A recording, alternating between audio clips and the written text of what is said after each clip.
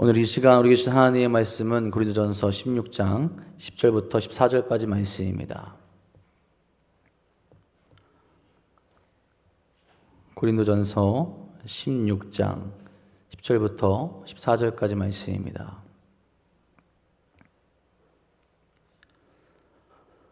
오늘 이 시간 우리 주신 하나님의 말씀 다 같이 한 목소리로 받들어 읽도록 하겠습니다. 디모데가 이르거든 너희는 조심하여 그로 두려움 없이 너희 가운데 있게 하라. 이는 그도 나와 같이 주의 일을 힘쓰는 자임이라. 그러므로 누구든지 그를 멸시하지 말고 평안히 보내어 내게로 오게 하라. 나는 그가 형제들과 함께 오기를 기다리노라. 형제 아벨로에 대하여는 그에게 형제들과 함께 너희에게 가라고 내가 많이 권하였으되 지금은 갈 뜻이 전혀 없으나 기회가 있으면 가리라. 깨어 믿음에 굳게 서서 남자답게 강건하라. 너희 모든 일을 사랑으로 행하라. 아멘. 오늘도 우리를 사랑의 길로 인도하시는 주님과 함께 거룩하고 복된 길로 나아가는 귀한 하루 되시기를 간절히 소망합니다. 우리가 삶을 살아가다 보면 의도하진 않지만 중요한 일들을 잊고 또 소중하게 생각했던 일들을 소중하게 생각하지 못하게 되는 경우들이 생기게 됩니다. 나와 가장 가까운 이들에게 사랑으로 대하지 못하고 또 오히려 더 상처를 주고 아프게 하는 일들이 일어나는 것을 또 보게 되죠. 그러다 보면 더 이상 만날 수 없게 되었을 때 혹은 후회하는 순간들이 올 때 더 아파하고 또 눈물을 흘리는 일들이 있게 됩니다. 왜 그럴까요? 익숙함의 소중함을 잊었기 때문에 그렇습니다.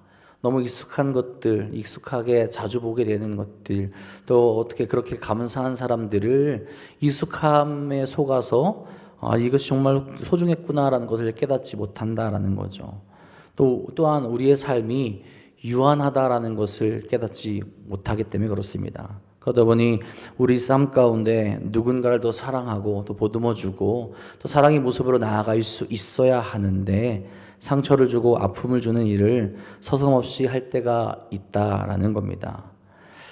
믿음의 모습도 그렇습니다. 우리의 삶이 영원하지 않음을 깨닫고 우리에게 허락하신 그 시간에 하나님께서 원하시고 바라시는 그 거룩한 뜻에 동참하며 나아갈 수 있어야 하는데 그렇게 되지 못할 때가 많다라는 거예요.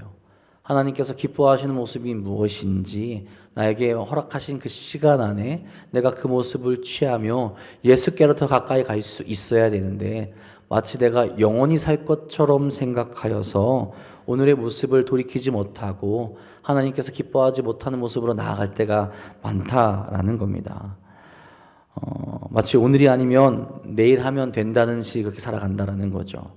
우리가 공동체를 세우고 사랑하며 하나님의 뜻을 온전히 행해야 되는데 그렇게 되지 않는다라는 겁니다.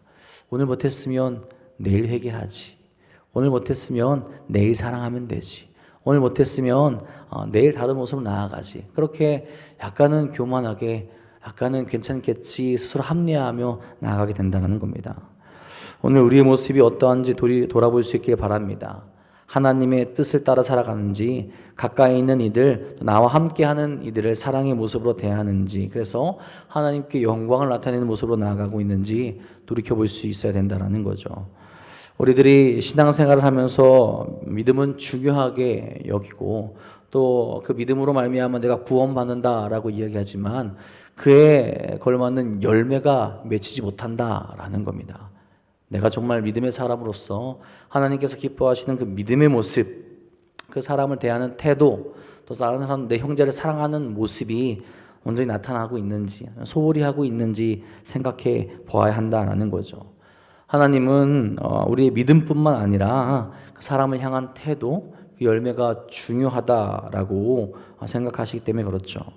오늘 우리가 읽은 고린도전서 16장은 사도 바울이 고린도 교회에 보낸 첫 편지이며 마지막 장이 됩니다. 고린도 교회에는 참 많은 문제가 있었던 교회예요. 그 교회 안에 믿음이 없었다라고 말할 수는 없지만 그 믿음의 모습대로 열매가 맺히지 않았다라는 겁니다. 파당 싸움이 심했고 음행이 있었고 은사를 자랑하고 예배에 혼란이 일어나고 성도 간의 갈등이 그 교회 안에 가득 차 있었다라는 겁니다. 바울은 이 긴 편지를 마무리하면서 그들의 모든 고질적인 문제를 해결할 수 있는 그런 핵심적인 열쇠를 던지게 되죠. 오늘 본문을 통해서 바울이 고린도 교회 그리고 오늘날 우리에게 주시는 하나님의 음성에 귀를 기울일 수 있기를 간절히 소망합니다. 바울은 성도가 지켜야 할 모습을 제가 어제도 이야기했었죠. 계속 이야기하게 됩니다. 그 먼저는 오늘 이야기하고 있는 것 중에 하나는 무엇이냐? 동역자를 소중히 생각하고 존중하라라는 겁니다. 여러분, 우리는 신앙생활을 혼자 할 수 없습니다. 우리가 혼자서 신앙생활을 한다라고 얘기하지만 교회에 오게 되었을 때 서로가 서로를 위해서 기도해주고 서로의 어려움을 바로잡아주고 또 서로에게 사랑의 모습을 보이게 될 때 그 안에 더 끈끈하고 아름다운 공동체의 모습을 만들어가게 되는 거죠. 그것은 서로 같은 동역자, 서로 같은 것을 바라보고 있는 자들에게 그 아름다운 모습이 나타나야 된다라는 겁니다. 10절 11절에 말하죠. 디모데가 이르거든 너희는 조심하여 그로 두려움 없이 너희 가운데 있게 하라. 이는 그도 나와 같이 주의 일을 힘쓰는 자임이라. 그러므로 누구든지 그를 멸시하지 말고 편안히 보내어 내게로 오게 하라. 나는 그가 형제들과 함께 오기를 기다리노라. 아멘. 바울은 디모데를 고린도 교회에 파송한 후 그에 대해서 많은 염려를 한 것으로 보여집니다. 디모데 전서에 따르면 디모데는 젊고 경험이 적은 목회자였던 데 반해서 이 고린도 교회의 분쟁은 매우 심각한 것으로 바울이 보고 있었다라는 거죠. 고린도 교회 안에 다양한 논쟁을 즐기는 자들이 많았기에 연륜이 적은 디모데를 보내게 될 때 상당히 부담을 느낄 수 있고 어려움이 있을 수 있겠구나라는 생각을 했다라는 거죠. 이 바울의 염려를 보자면 고린도 교회의 교인들이 마음만 먹으면 얼마든지 디모데를 조롱하고 무시할 수 있었다라는 거예요. 이미 그 모습이 나타나고 있기에 이미 그런 모습으로 가고 있기에 걱정이 된다라는 거죠. 디모데뿐만 아니라 만약 그렇다면 디모데가 전하는 주의 말씀도 무시당할 수 있게 된다라는 거죠. 그렇게 바울은 그와 같은 가능성을 염두에 두고 그 일을 미연에 방지하기 위해 디모데를 이 바울과 같은 주의 일에 힘쓰는 자라고 그렇게 소개하며 언급하게 됩니다. 바울은 의도적으로 디모데를 자신과 견줄 만한 하나님의 사람이다. 그렇게 이야기하고 있다는 거예요. 중요한 것은 사람의 나이, 어떤 사람의 외형적인 것, 그런 것이 경력이 중요한 것이 아니라 그 사람이 어떤 일을 하고 있고 무엇을 감당하고 있는지가 중요하다라는 거죠. 하나님께서 그에게 어떤 사명을 맡기셨느냐, 이것을 우리가 돌아볼 수 있어야 된다는 거예요. 동역자를 보게 될 때 물론 여러분 인간적으로 볼 때 부족한 것이 보일 수 있고 좀 어려 보일 수 있고 그래서 뭔가 조금 어설플 수는 있겠지만 그 사람의 능력을 먼저 바라보기보다는 이 사람도 우리와 함께하는 동역자구나, 이 사람도 우리가 함께 하나님의 교회를 위해서 힘쓰는 자구나라는 것을 깨달아 알 수 있어야 되고 그 모습을 서로 섬겨주며 사랑으로 대할 수 있어야 한다라는 겁니다. 서로의 부족함보다는 하나님께서 맡기신 사명을 존중할 때 건강한 공동체가 세워지게 된다는 거죠. 이 말씀은 오늘날 우리에게 큰 울림을 줍니다. 교회 안에선 다양한 사람들이 존재하게 되죠. 다양한 곳에서 다양한 모습으로 다양한 일들을 감당하는 자들이 참 많이 있습니다. 나이가 어린 사람도 있을 수 있고요. 직분이 다른 사람 혹은 성격이 내성적인 거나 서툰 사람이 있을 수 있다는 거죠. 우리는 그들을 어떻게 대하고 있습니까? 내 기준에 차지 않는다고 해서 은근히 무시하거나 마음을 어렵게 만들고 있지는 않습니까? 세상에서도 그렇고 교회 안에서도 마찬가지로 새로운 사람이 와서 어떤 일을 하게 될 때 부족함이 보일 수 있다는 거죠. 혹은 우리가 기존에 해왔던 것과는 다른 모습으로 나아갈 수 있다는 겁니다. 그런데 중요한 것은 그 사람을 무시하는 것이 아니라 그 사람을 우리 뜻대로 바꾸려고 하는 것이 아니라 그 사람을 어떻게 도와주고 어떤 마음으로 우리가 대하고 있냐라는 거죠. 많은 사람들이 실수하는 것이 아직 익숙하지 못한 사람들 혹 나와 조금이라도 다른 사람들을 무시하거나 내 뜻대로 내 마음대로 움직이려 할 때가 있다라는 겁니다. 어리니까, 어리숙해 보이니까 그들의 말과 뜻을 무시하고 때로는 하나님의 말씀을 무시하고 내 말대로 하는 모습이 보인다라는 거죠. 이것이 굉장히 무서운 겁니다. 하나님은 우리로 하여금 하나 되고 서로 섬겨주고 서로를 인정하고 하나 되는 교회를 만들어가라 하십니다. 그런데 우리가 그 하나님의 말씀을 무시하고 내 뜻대로 동역자를 바라보지 못하고 나의 밑으로 두고 내 뜻대로 살아가려고 하는 것은 아닌지 생각해 볼 수 있어야 된다는 거죠. 참된 교회는 세상처럼 능력주의로 사람을 대하지 않습니다. 부족해 보일지라도 그도 나와 같이 주의 일에 힘쓰는 자라는 사실을 기억하며 서로를 두려움 없이 평안하게 만들어주는 환대의 공동체가 될 수 있어야 된다는 거죠. 그 모습으로 서로 세워나가게 되고 교회를 세워나가게 되는 겁니다. 여러분 12절에 보면 아볼로에 대해서 말합니다. 바울이 아볼로에게 고린도 교회에 가보라고 그렇게 권했지만 아볼로가 거절했다라는 것을 우리가 알게 해요. 왜 아볼로는 바울의 권면을 거절했을까요? 죄송합니다. 이는 고린도 교회의 유익을 생각하는 마음 때문이었을 거라고 그렇게 짐작하게 됩니다. 당시 고린도 교회는 알다시피 여러 분파, 당파로 파당이 있었고 특히 아볼로파도 있었습니다. 그러니 이제 아볼로가 고린도 교회를 방문하게 되면 이 고린도 교회 안에 분쟁을 더 부추길 수 있었다라는 겁니다.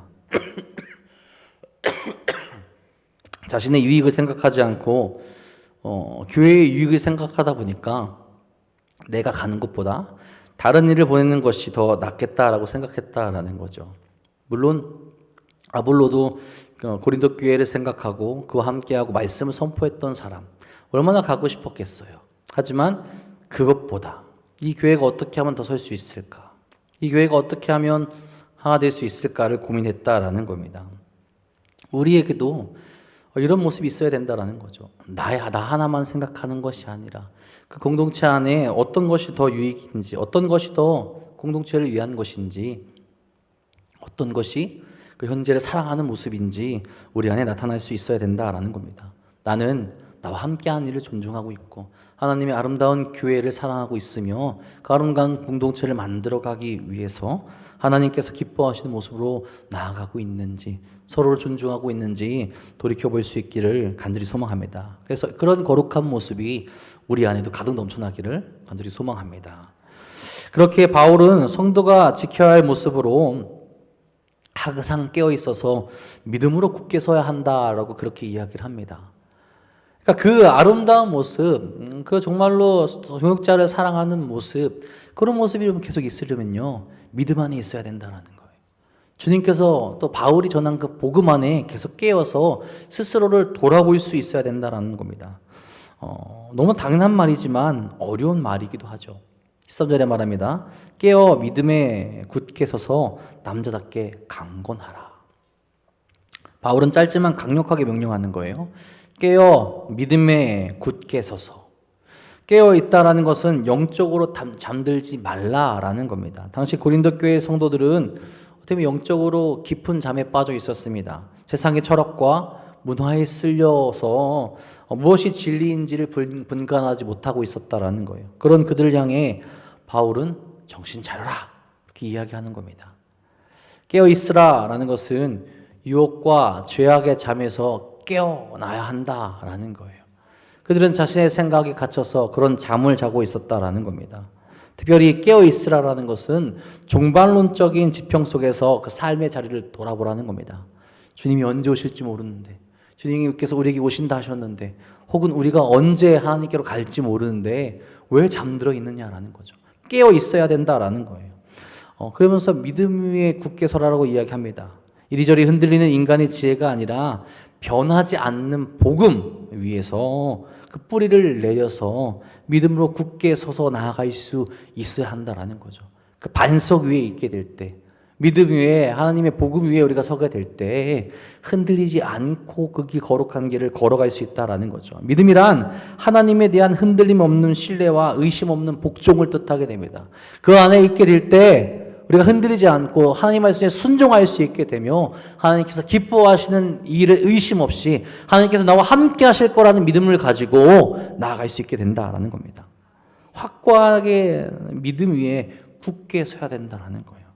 그래서 남자답게 강건하라고 그렇게 이야기를 하죠. 이것은 당시 군사적인 용어입니다. 영적인 전쟁을 치러야 된다라는 거예요. 비겁하게 수많은 전쟁과 위험과 유혹 앞에서 도망가는 것이 아니라 거기에 맞설 용기를 가지고 있어야 된다라는 겁니다. 수많은 핍박과 수많은 세력들이 믿음의 사람들을 공격하겠지만 그들에게 필요한 것은 도망가는 것이 아니라 숨는 것이 아니라 용감하게 용기로 믿음을 지키는 모습이라는 거죠. 고난의 삶에서 당당히 믿음을 지키며 강건하게 나아가는 모습이 필요하다라는 거예요. 세상은 끊임없이 우리의 믿음을 흔듭니다. 평안함에 안주하게 만들고 죄에 둔감하게 만들고 하나님보다 세상을 더 사랑하게 만들죠. 그래서 성도는 영적으로 깨어 있어야 된다는 거죠.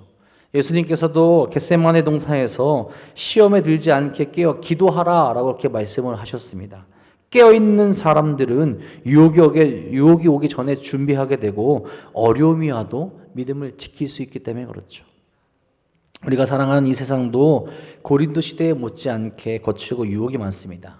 적당히 타협하며 살아가라고 유혹을 하죠. 이때 우리는 영적으로 깨어 있어야 된다는 거예요. 믿음으로 굳게 서야 한다는 겁니다.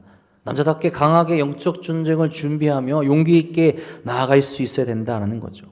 내 감정이나 환경에 흔들리는 것이 아니라 하나님의 말씀이라는 반석 위에 굳건히 서서 용기 있게 믿음의 길을 걸어갈 수 있어야 한다는 겁니다. 그 아름다운 믿음의 모습이 우리에게 가득 넘칠 수 있기를, 성도다운 믿음의 모습이 넘쳐날 수 있기를 간절히 소망합니다. 바울은 여러분 그러면서 또 무엇을 이야기하느냐? 이 모든 일, 동역자를 섬기고 믿음에 굳게 서서 살아가고 남자답게 용기 있게 믿음의 길을 걸어가는데 모든 일을 사랑으로 행해야 된다라고 그렇게 이야기를 합니다. 바울은 단순히 믿음을 지키는 데서 그치지 말라는 거예요. 아름다운 열매가 그리고 하나님께서 기뻐하시는 모습으로 그 믿음의 생활을 해나갈 수 있어야 된다는 거죠.